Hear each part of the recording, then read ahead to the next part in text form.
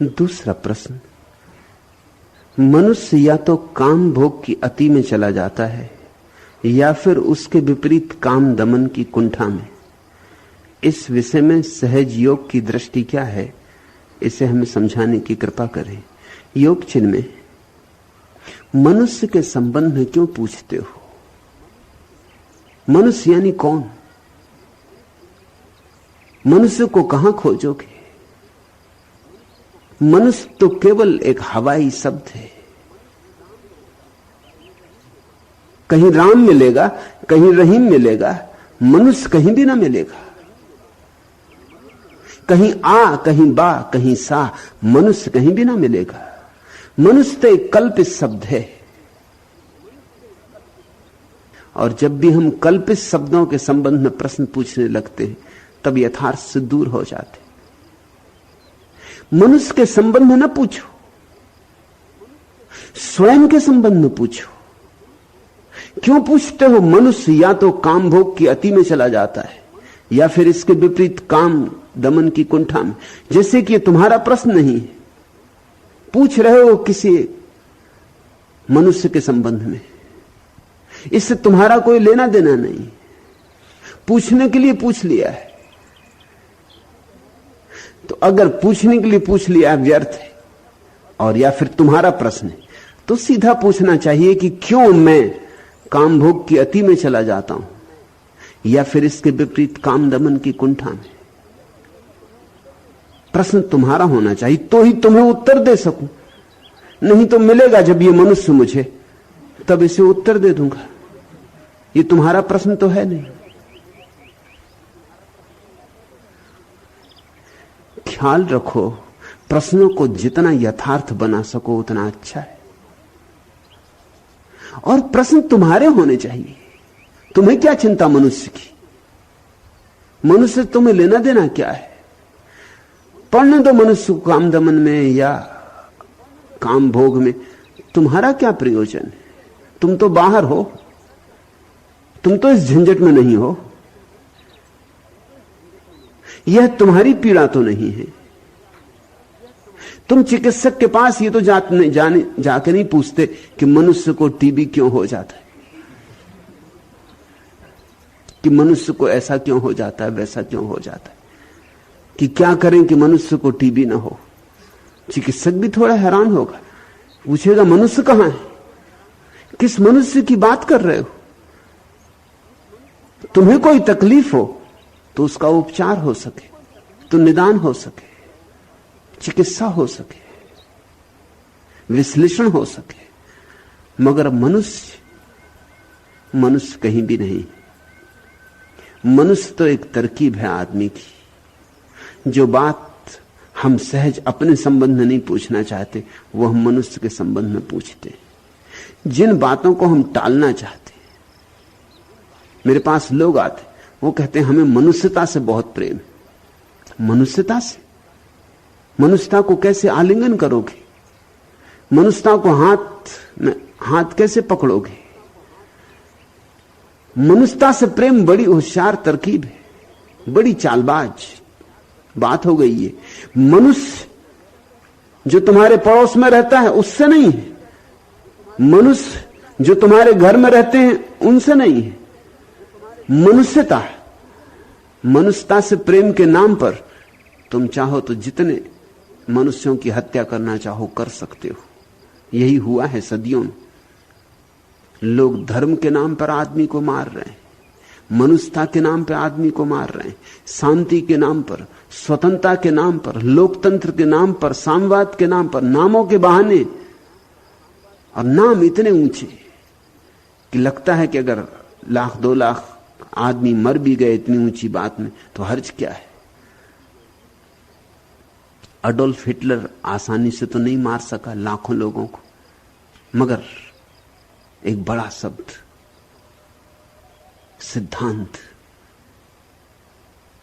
उसके नाम पर मार सका। स्टालिन लाखों लोगों की हत्या कर सकता था। एक आदमी की हत्या भी बिना कारण करोगे तो तुम्हारी पीड़ा होगी, लेकिन मजे से कर सका। साम्यवाद, दुनिया के धर्मों ने इतनी हत्या की है जमीन पर कि सारी जमीन लाशों से भर दी है, लहूलुहान सारा मनुष्य का इतिहास कर दिया है। धर्मों ने जिनसे शांति की अपेक्षा होती, मगर ऊंचे शब्दों में यथार्थ छिप जाते, शब्द पर्दे बन जाते। जिनमें ये तुम्हारा प्रश्न है, पूछना चाहिए सीधा सीधा ईमानदारी से कि मैं काम भोग की अति में चला जाता हूं या फिर इसके विपरीत काम दमन की कुंठा में। तब कुछ आसान बात हो जाएगी, तब कहीं से शुरू किया जा सके, तब कुछ उपचार हो सके। और इस सब के जड़ में काम दमन है। इन दोनों के जड़ में काम की अति और काम दमन की कुंठा, दोनों की जड़ में काम दमन है। पशु पक्षी कोई भी अति काम में नहीं जाते, यह होता ही नहीं। क्यों?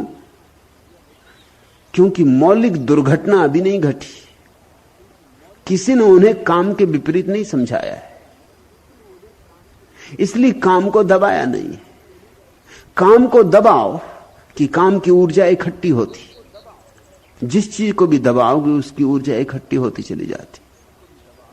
जैसे कि केतली को चढ़ा दिया तुमने चूल्हे पर और चाय होने लगी गर्म, और अब तुम केतली में भाप इकट्ठी होने लगी और उसके ढक्कन को दबाए चले जाओ,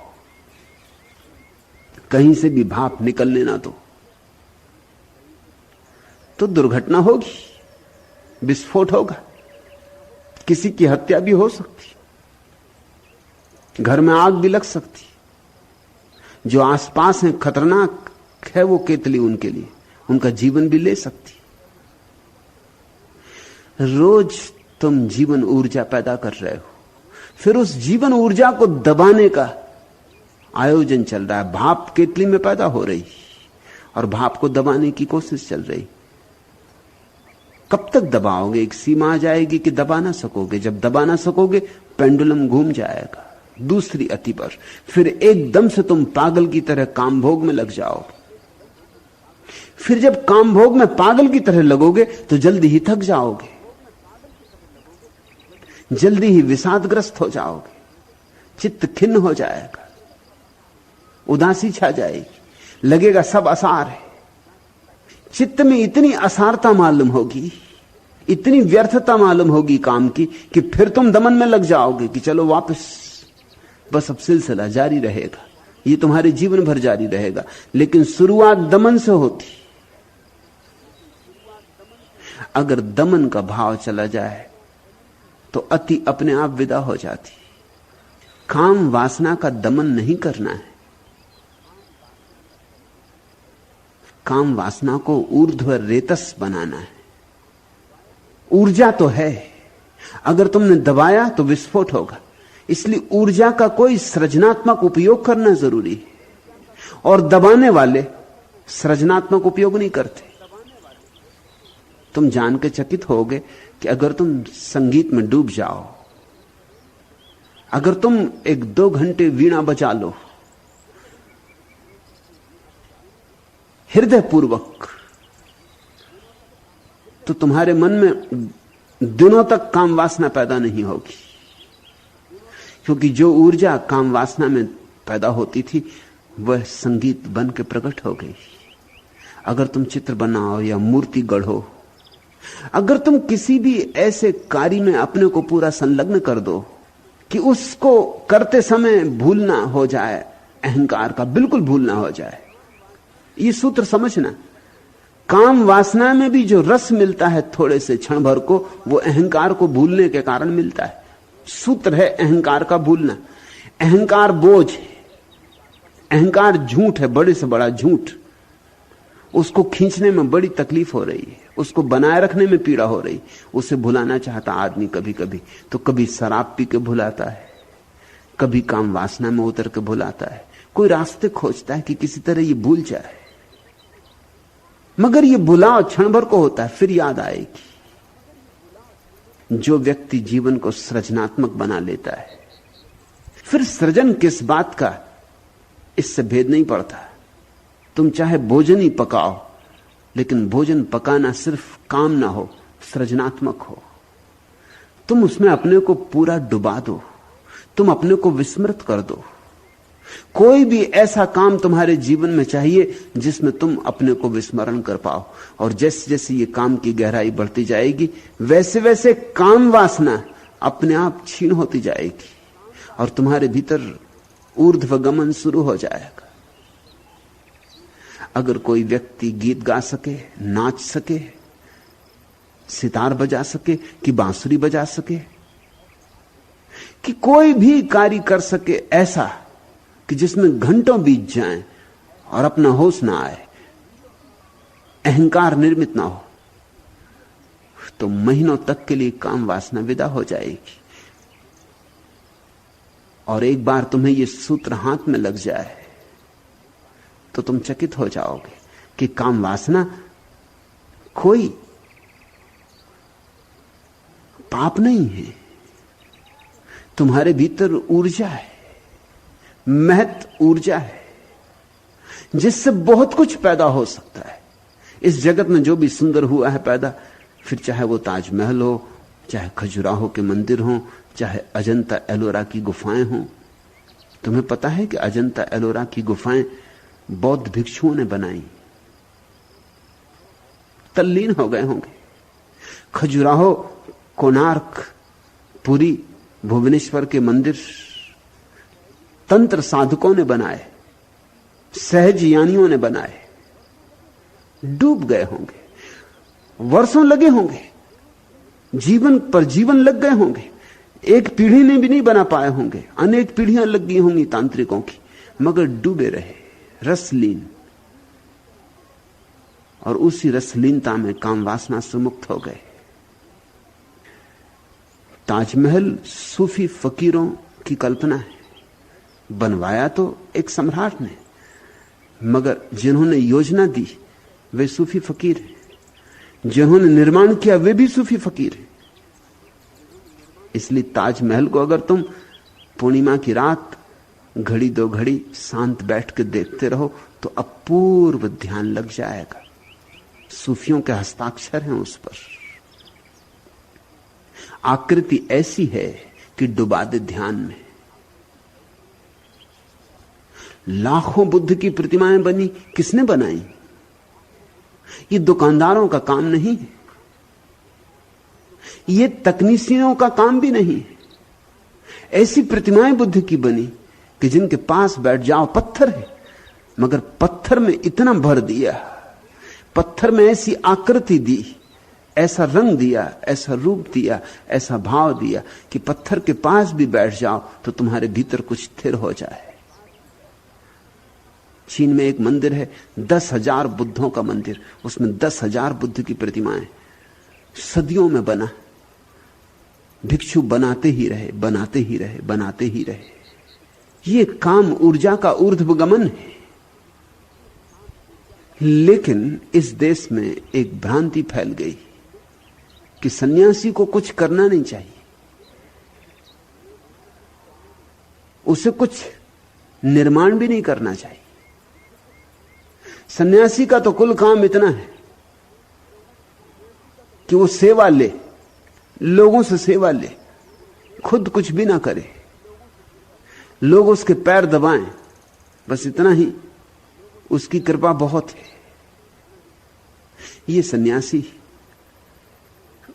काम वासना को न दबाएंगे तो क्या करेंगे? और जब काम वासना दबाएंगे तो आज नहीं कल फूटेगी, पीछे के दरवाजों से निकलेगी। योग चिन्मय के मन में इस पुराने सन्यास से छुटकारा नहीं होता। यहां भी वो काम में लगे मगर डूबते नहीं, घड़ी देख के काम करते।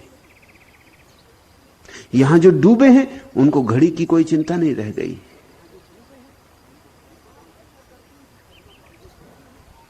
काम ऐसा करते हैं कि करना पड़ रहा है,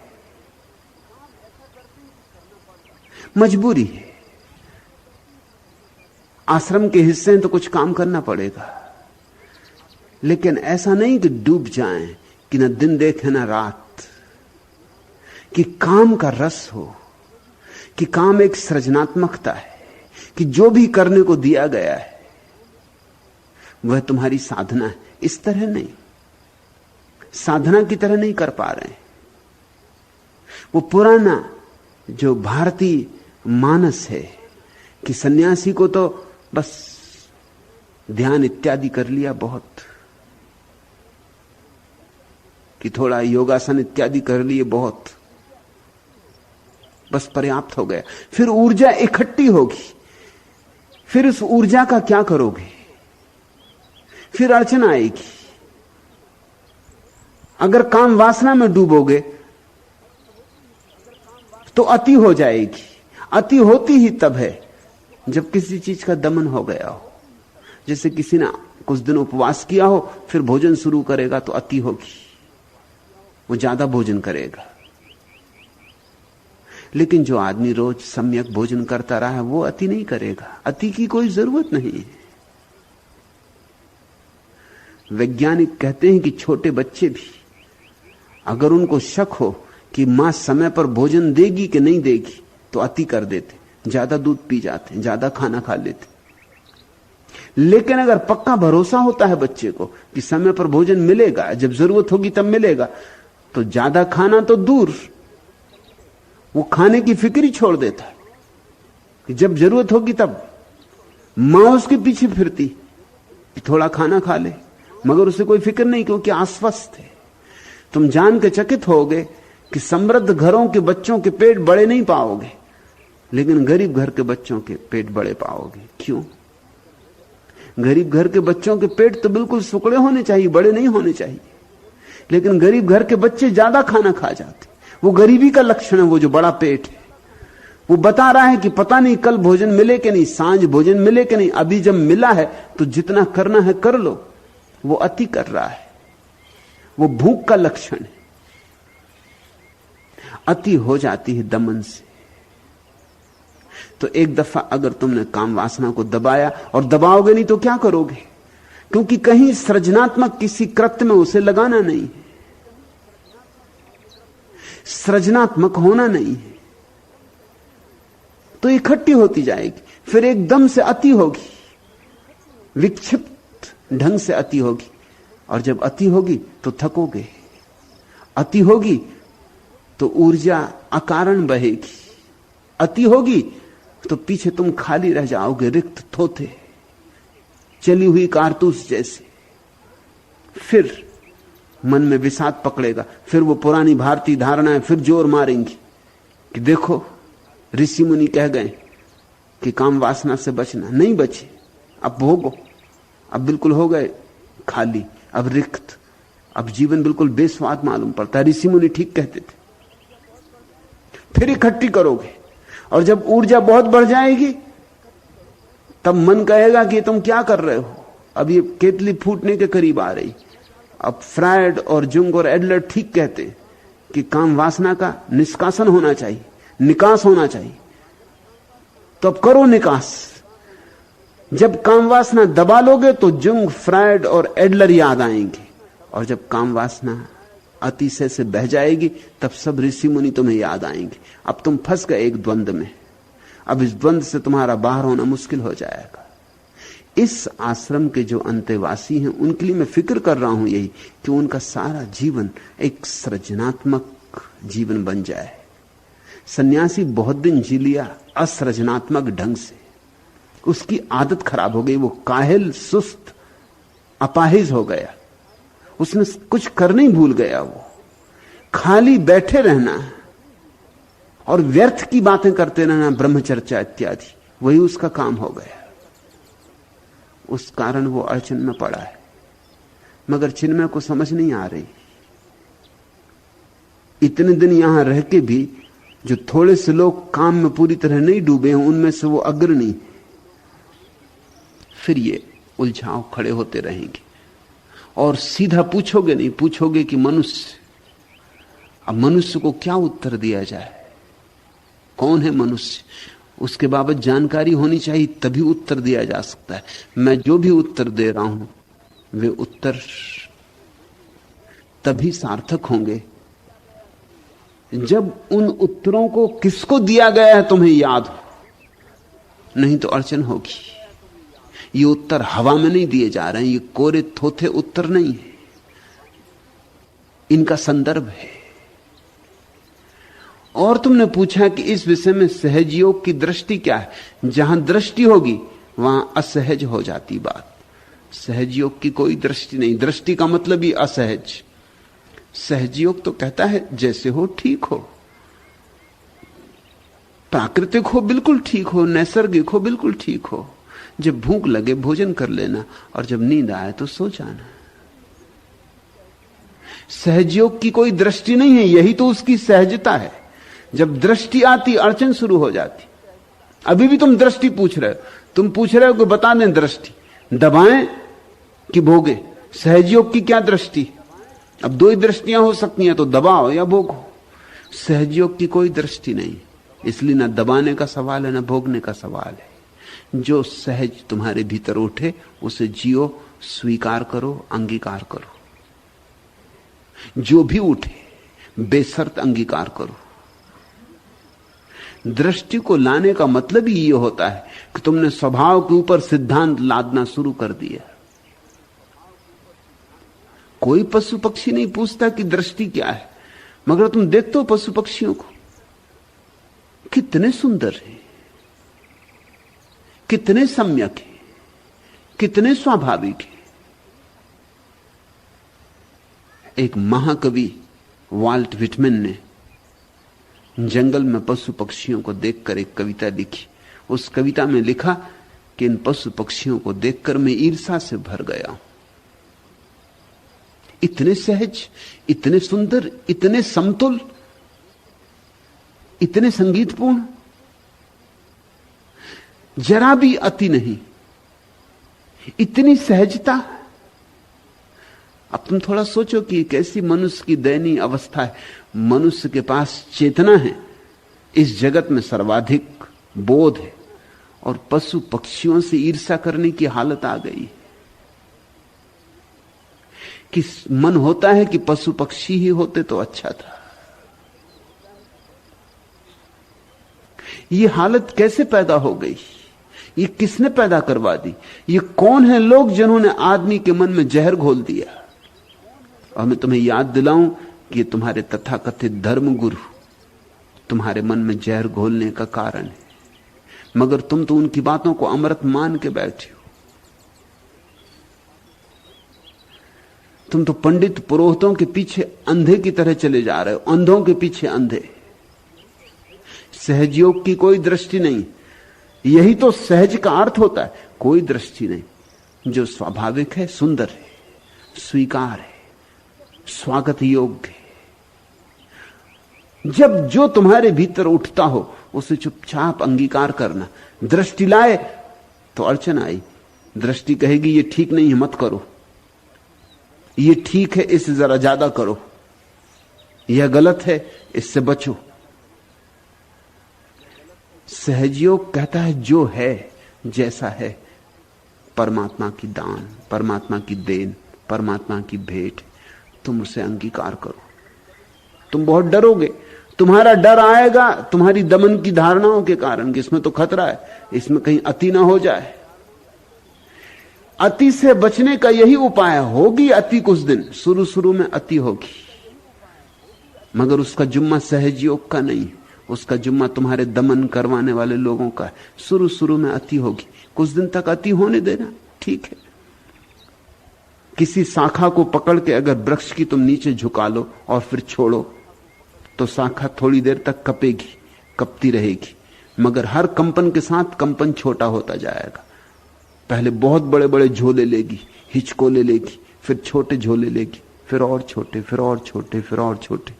धीरे धीरे धीरे धीरे एक घड़ी आएगी कि तुम पाओगे शाखा अपनी सम अवस्था में आ गई। ऐसी ही चित्त की दशा है। तुम्हारा चित्त खूब खींचा ताना गया है, इधर खींचो उधर खींचो, तुम्हारे भीतर बड़े कंपन पैदा हो गए।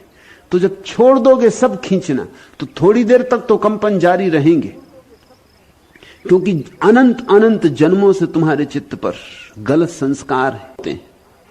संस्कार मात्र गलत होते हैं, शून्यता सच होती, दृष्टि शून्यता ठीक होती। दृष्टियों से मुक्त हो जाने पर दर्शन उपलब्ध होता है। दृष्टि का मतलब होता है एक खास पक्षपात है। दृष्टि मुक्ति का अर्थ होता है अब कोई पक्षपात नहीं, जो है वैसा है। न हमें बदलने की कोई इच्छा है, न अन्यथा करने की कोई इच्छा है। जरा सोचो, जरा ध्यान करो, काश तुम ऐसा अपने को छोड़ पाओ। तो थोड़े दिन कंपन होंगे, उनसे घबराना मत, क्योंकि वो स्वाभाविक है। इतने दिन तक शाखा को खींचा गया है, दबाया गया है, अब एकदम से छोड़ी गई तो कपेगी, लेकिन वो कंपन हितकर है। शाखा क्यों कपती है छोड़ने पर? जानते हो उसका वैज्ञानिक अर्थ क्या है? तुमने शाखा को पकड़ के जो दमन किया था शाखा की ऊर्जा का, वो ऊर्जा शाखा फेंक रही, कप के हिल हिल के शाखा उस ऊर्जा को निष्कासित कर रही। जब सारी ऊर्जा फिक जाएगी, शाखा ठहर जाएगी। तुमने एक पत्थर हाथ में लिया और फेंका आकाश की तरफ, कितने दूर जाएगा? उतने ही दूर जाएगा जितनी ऊर्जा तुमने पत्थर में ठोस दी। तुमने जो ऊर्जा पत्थर में डाल दी उसके कारण जाएगा। हो सकता है 50 फीट जाए। इसका अर्थ हुआ कि तुमने 50 फीट तक फेंकने लायक ऊर्जा अपनी उस पत्थर में डाल दी थी। वो विजाती थी, वो पत्थर की अपनी नहीं थी, उसका स्वभाव नहीं थी। 50 फीट जाके उसने उस ऊर्जा से छुटकारा पा लिया। जैसे ही ऊर्जा छुटकारा हो गया, पत्थर गिर जाएगा वापस अपने स्वभाव में। ऐसे ही तुम्हारे चित्त को बड़ी धारणाओं, दृष्टियों, पक्षपातों से लाद दिया गया है। मेरा सारा श्रम यही है तुम्हारे साथ कि किसी तरह तुम अपने स्वभाव में आ जाओ। और स्वभाव में आने के लिए सबसे पहली बात है सहज योग की, कि जो है जैसा है उसे स्वीकार कर लो। ठीक है, वैसा ही ठीक है, अन्यथा करने की जरा आकांक्षा ना रहे। और दूसरी बात, कंपन होंगे, अति भी पैदा होगी। जागरूक रह के उस अति को झेल लेना। वो अति तुम्हारे विपक्ष में नहीं, उस तरह दबाई गई ऊर्जा अपना निष्कासन कर लेगी। इतना ही ख्याल रखना, फिर दमन करने में मत लग जाना, नहीं तो सिलसिला जारी रहेगा। फिर द्वंद्व के बाहर कभी ना हो पाओगे। और जो भी ऊर्जा तुम्हारी रोज निर्मित होती है, भोजन से निर्मित होती है, चलने फिरने से निर्मित होती है, श्वास से निर्मित होती है, उस ऊर्जा का सृजनात्मक उपयोग करो। कुछ करो जिसमें तुम अपने को पूरा डुबा दो। अब यहां दोनों तरह के लोग हैं मेरे आश्रम में। जिन्होंने अपने को पूरी तरह डुबा दिया है, उनके फूल खिले जा रहे हैं, और जो अपने को नहीं डुबा रहे हैं, चालबाजी कर रहे हैं, उनके फूल नहीं खिलेंगे और वो धीरे धीरे अपने आप पीछे पड़ते जाएंगे।